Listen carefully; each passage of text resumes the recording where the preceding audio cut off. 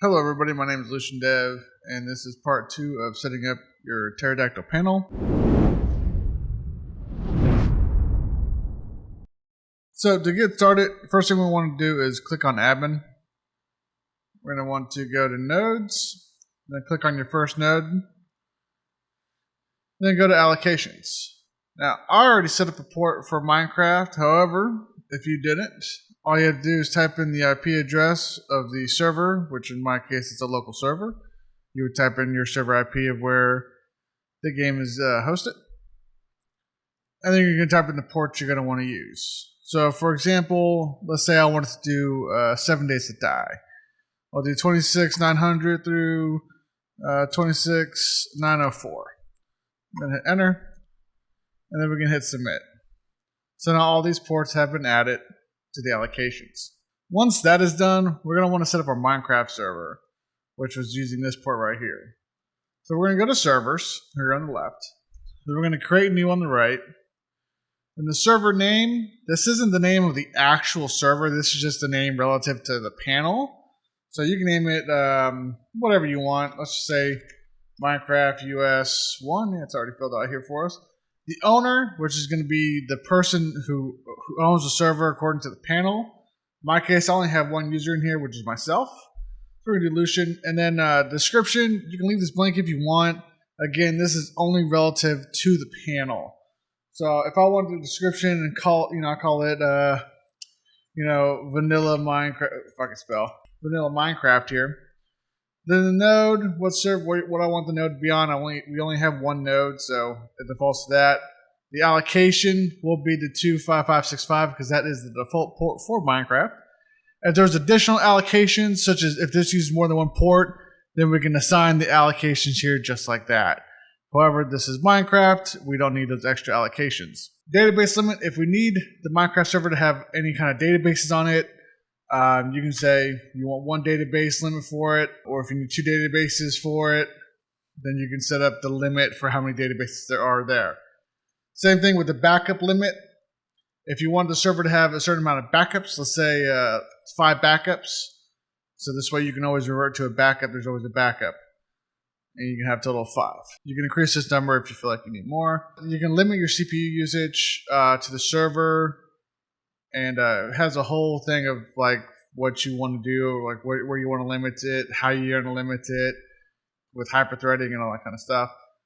If you want it to be able to take up whatever CPU it needs, you can leave it at 0. In my case, I will leave it at 0. Same thing with memory.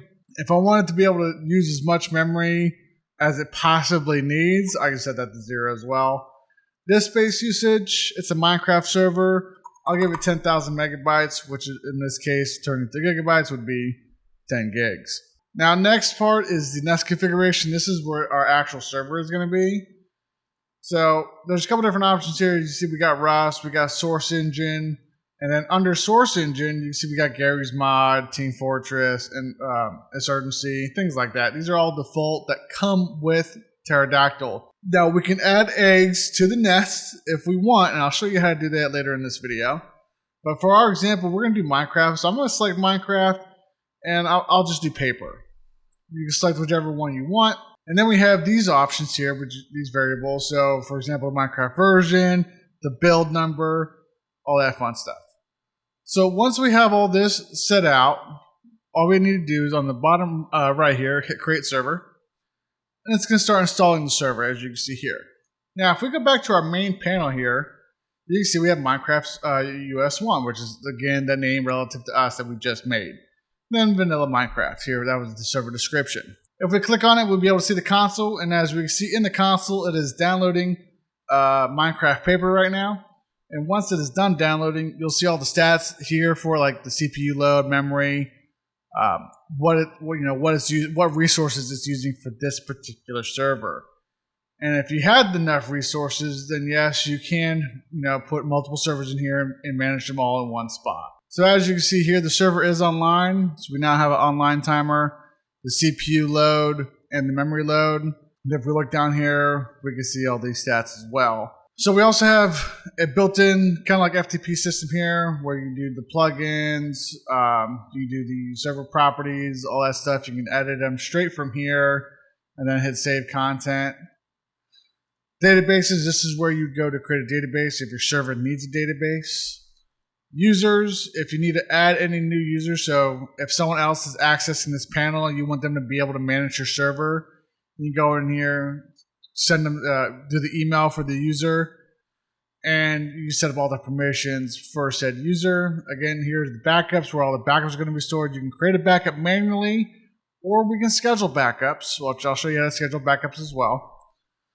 And then we got, network, which is just basically the port allocations. Startup, which is here, these basic settings. We have the actual settings file. So this is the FTP. If you don't want to use this particular version of it, you can access, with your IP, it'll give you your own information, of course, and you can access the FTP that way. The activity is just the recent activities of what the server has performed. So let's look into creating a backup schedule, for example. So let's go to schedules. We're going to create a new schedule. This uses cron job. So let's just call this backup. And you can show a little cheat sheet if you don't know how to use the cron job. So for example, this is once a day. This is every Monday. This is every 5 minutes, every hour. So if we wanted it every, let's say at here. So 0 minute, 12 hour, and it should be every day, month, week. So let's go ahead and hit create schedule. If we click on it, so it says next run would be May 31st at 10 a.m. We'll hit new task. We'll do create a backup. If you want to exclude any files, you can. In my case, I like to do full backups. So we'll go to create that task, and now it creates a backup. Now, if you want let's say you want to restart the server every, the same time, or maybe you want to do a little bit after, you just go back and create a new schedule here. So let's say, let's do it at 13. Oops, just 10. We'll call it restart. And hit create schedule here. And then under here, this is going to happen at 11 a.m. So the backup happens at 10. This is going to happen at 11. So we'll hit create new task, power action on this one, then restart the server, and then hit create task. So now every day at 11 a.m. it will restart the server. This is your console. You can type in commands. If you need to type it in the commands in your console, you can do that here. All right. So now that we got the basic understanding of that, next I want to talk about adding in new eggs for Nest. So if we go to admin and click on Nest here, here's where all of our nests are. So for example, Source Engine. If we click on that, you can see what games we have in here. So we have Gary's Mod, Team Fortress 2, Insurgency, things like that, Ark, Survival Evolved, with the descriptions of it. So if we go to this GitHub, which I'll have a link for this GitHub down in the description below. Let's say we wanted like a 5M server or a different version of Minecraft. Or if we wanted to Red Dead Redemption. Or some Steam servers like 7 Days to Die, for example. We can click on 7 Days to Die, and then it gives you the ports that you need for it. But what we want is this JSON file here. So if we click on the JSON file and then click raw right here, if we right click and hit save page as, and then save it, we can go back to our nests here. We'll go to nests. This is a source engine game, yep. So we're going to go ahead and hit import egg right here on the right hand side, this little green one. We're going to select our file. So 7 Days to Die, we're going to select that, and then under the nest, we're going to categorize it under Source Engine, and hit import. And that is it. So now, if we want to create a 7 Days to Die server, all we have to do is go to our node, go to allocations, and put in the ports. In my case, I already did put in the ports for 7 Days to Die. So I can go to servers, hit create new server. We'll call it 7 days. Owner will be myself again. Same node. I'm not going to leave a description this time. This is going to be the main game port. And its extra allocations are going to be these ports.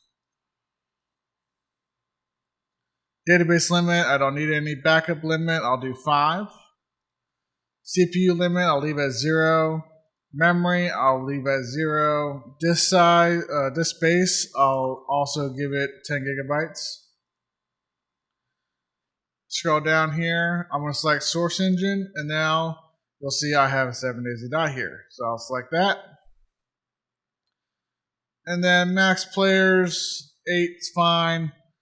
Game difficulty, so you have some game settings in here. You're telling that password, all that fun stuff.